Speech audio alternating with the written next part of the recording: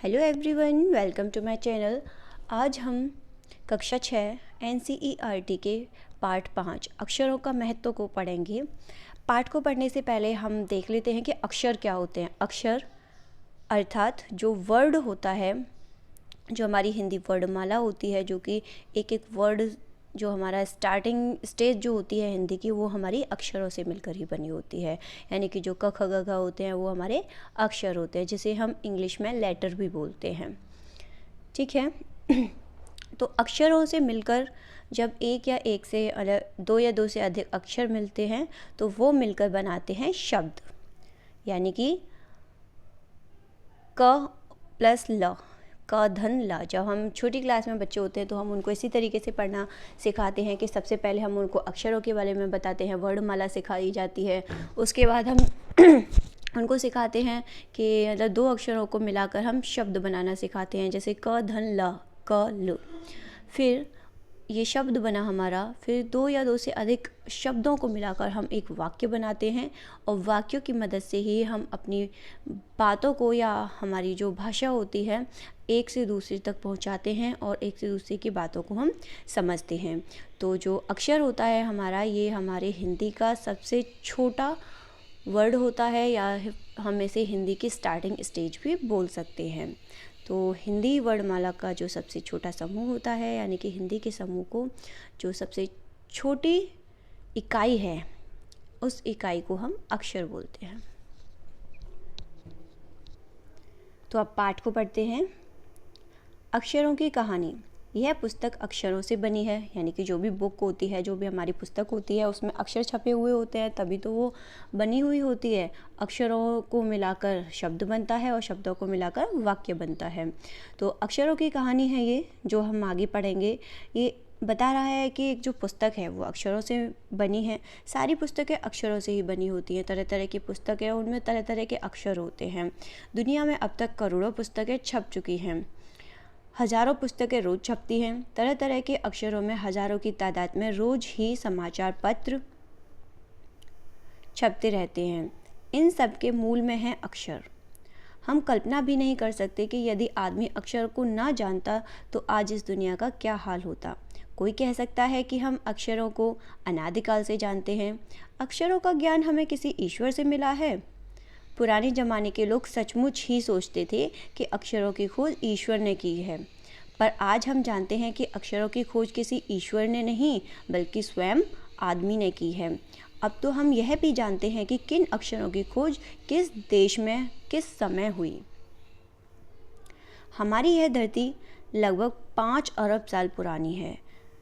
2-3 अरब साल तक इस धरती पर किसी प्रकार के जीव जंतु नहीं थे। फिर करोड़ों साल तक केवल जानवरों और वनस्पतियों का इस धरती पर राज्य रहा। आदमी ने इस धरती पर कोई 5 लाख साल पहले जन्म लिया। धीरे धीरे उसका विकास हुआ। यानी कि जो हमारी जो प्रजाति है, जो आदमी है, हम लोग इस धरती पर 5 लाख साल पहले हम लोगों ने जन्म लिया और धीरे धीरे ही हम लोगों का विकास हुआ। मतलब हमें धीरे धीरे हम लोगों में समझ आई चीज़ों को सीखने के लिए। कोई 10,000 साल पहले आदमी ने गांव को बसाना शुरू किया। वह खेती करने लगा। वह पत्थरों के औजारों का इस्तेमाल करता था। फिर उसने तांबे और कांसे के भी औजार बनाए। प्रागैतिहासिक मानव ने सबसे पहले चित्रों के जरिए अपने भाव व्यक्त किए, जैसे पशुओं, पक्षियों, आदमियों आदि के चित्र बनाया करते थे। इन चित्र संकेतों से बाद में भाव संकेत अस्तित्व में आए। यानी कि पहले तो इंसान ने क्या किया, चित्र बनाना शुरू किया पशु पक्षियों का और आदमियों का। बाद में उनके वो मतलब समझ में आया कि इसमें कुछ भाव भी हो सकता है। कुछ भाव जो संकेत थे वो अस्तित्व में आए। जैसे एक छोटे वृत्त के चहुं ओर किरणों की धूतक रेखाएं खींचने पर वह सूर्य का चित्र बन जाता था। बाद में यही चित्र ताप या धूप का धूतक बन गया। इस तरह अनेक भाव संकेत अस्तित्व में आए। तब जाकर काफ़ी बाद में आदमी ने अक्षरों की खोज की। अक्षरों की खोज के सिलसिले को शुरू हुए मुश्किल से 6,000 साल हुए हैं। केवल 6,000 साल, ठीक है, 6,000 साल पहले ही अक्षरों की खोज हुई थी। अक्षरों की खोज के साथ एक नई युग की शुरुआत हुई। आदमी अपने विचार और अपने हिसाब किताब को लिख कर रखने लगा। तब से मानव को सभ्य कहा जाने लगा। यानी कि जब इंसान पढ़ा लिखा हो गया तो उसे सभ्य कहने लगे। आदमी ने जब से लिखना शुरू किया तब से इतिहास आरंभ हुआ। किसी भी कौम यानी कि जाति या देश का इतिहास तब से शुरू होता है जब से आदमी के लिखे हुए लेख मिलने लग जाते हैं। इस प्रकार इतिहास को शुरू हुए मुश्किल से 6000 साल हुए हैं। उसके पहले के काल को प्रागैतिहासिक काल यानी इतिहास के पहले का काल कहते हैं। अतः हम देखते हैं कि यदि आदमी अक्षरों की खोज नहीं करता तो आज हम इतिहास को न जान पाते। हम यह न जान पाते कि पिछले कुछ हजार सालों में आदमी किस प्रकार रहता था, क्या क्या सोचता था, कौन कौन राजा हुए इत्यादि। अक्षरों की खोज मनुष्य की सबसे बड़ी खोज है। अक्षरों की खोज करने के बाद ही मनुष्य अपने विचारों को लिखकर रखने लगा। इस प्रकार एक पीढ़ी के ज्ञान का इस्तेमाल दूसरी पीढ़ी करने लगी। अक्षरों की खोज करने के बाद पिछले 6000 सालों में मानव जाति का तेजी से विकास हुआ। यह महत्व है अक्षरों का और उनसे बनी हुई लिपियों का। अतः हम सबको अक्षरों की कहानी मालूम होनी चाहिए। आज जिन अक्षरों को हम पढ़ते या लिखते हैं वे कब बनाए गए, कहाँ बने और किसने बनाए, यह जानना ज़रूरी है भी। तो ये जो हमारी छोटी सी कहानी अक्षरों के बारे में बताई है, इसमें बताने की कोशिश की है। ऐसे हम कहानी भी नहीं, एक निबंध टाइप से ये है। ये हमारे जो लेखक हैं वो गुणाकर मुले हैं। इन्होंने ही अक्षरों के बारे में यहाँ पे हमें बताने की कोशिश की है कि अक्षरों की मतलब कितने महत्वपूर्ण हैं अक्षर हमारी लाइफ में। ठीक है, तो ये जो गुणाकर मुले का जो ये निबंध है इसमें हम कुछ प्रश्न अभ्यास दिया हुआ है, उसको हम देख लेते हैं कि उन्होंने किस तरीके के प्रश्न हैं और हम कहानी में से इनके उत्तर किस तरह से लिख सकते हैं। तो पहला प्रश्न हम देखेंगे। पहला प्रश्न दिया हुआ है हमारा, पाठ में ऐसा क्यों कहा गया है कि अक्षरों के साथ एक नए युग की शुरुआत हुई।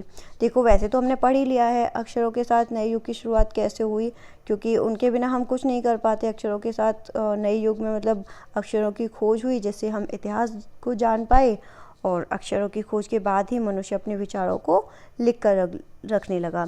तो हम इसका उत्तर इस तरीके से लिख सकते हैं, अक्षरों के साथ एक नए युग की शुरुआत हुई क्योंकि अक्षरों की खोज से हम इतिहास को जान पाए। अक्षरों की खोज के बाद ही मनुष्य अपने विचारों को लिखकर रखने लगा। इस प्रकार पीढ़ी के ज्ञान का इस्तेमाल दूसरी पीढ़ी करने लगी। अक्षरों की खोज मनुष्य को प्रगति के पथ पर ले गई। विराम चिन्ह लगा देंगे। अब दूसरा प्रश्न देखते हैं, अक्षरों की खोज का सिलसिला कब और कैसे शुरू हुआ।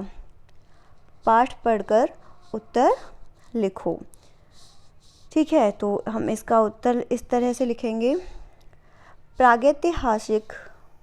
प्रागैतिहासिक मानव ने सबसे पहले चित्रों के जरिए अपने भावों को व्यक्त किया, जैसे पशुओं, पक्षियों, आदमियों आदि के चित्र।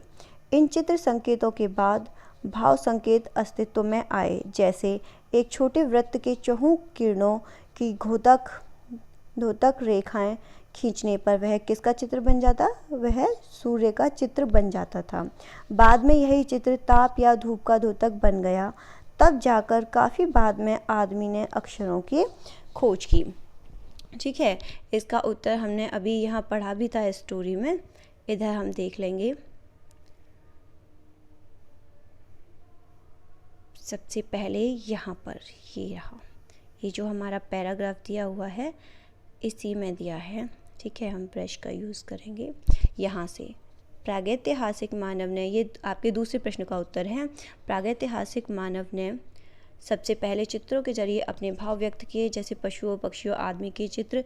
इन चित्र संकेतों से बाद में भाव संकेत अस्तित्व में आए, जैसे एक छोटे वृत्त के चहुं ओर किरणों की द्योतक रेखाएं खींचने पर वह सूर्य का चित्र बन जाता था।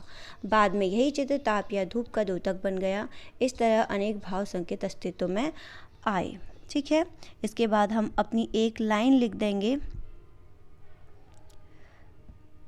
बाद में यही चित्र ताप या धूप का द्योतक बन गया। तब जाकर काफ़ी बाद में आदमी ने अक्षरों की खोज की। नीचे तब जाकर काफ़ी बाद में आदमी ने अक्षरों की खोज की। ठीक है, अब इसके बाद है हमारा तीसरा प्रश्न, अक्षरों के ज्ञान से पूर्व मनुष्य अपनी बात को दूर दराज के इलाकों तक पहुंचाने के लिए किन किन माध्यमों का सहारा लेता था। यानी कि जब तक अक्षरों का ज्ञान नहीं हुआ था लोगों को, तो उससे पहले वो लोग कैसे दूर दराज के इलाकों में अपनी बातों को पहुंचाते थे। ठीक है, तो इसका उत्तर लिखेंगे, अक्षरों के ज्ञान से पूर्व मनुष्य अपनी बात को दूर दराज के इलाकों तक पहुंचाने के लिए पशुओं, पक्षियों, आदमियों आदि के चित्र बनाकर भाव संकेतों का सहारा लेता था। ठीक है,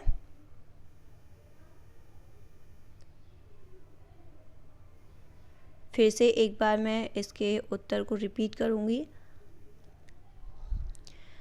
प्रश्न 3 का उत्तर है, अक्षरों के ज्ञान से पूर्व मनुष्य अपनी बात को दूर दराज के इलाकों तक पहुंचाने के लिए पशुओं, पक्षियों, आदमियों आदि के चित्र बनाकर भाव संकेतों का सहारा लेता था।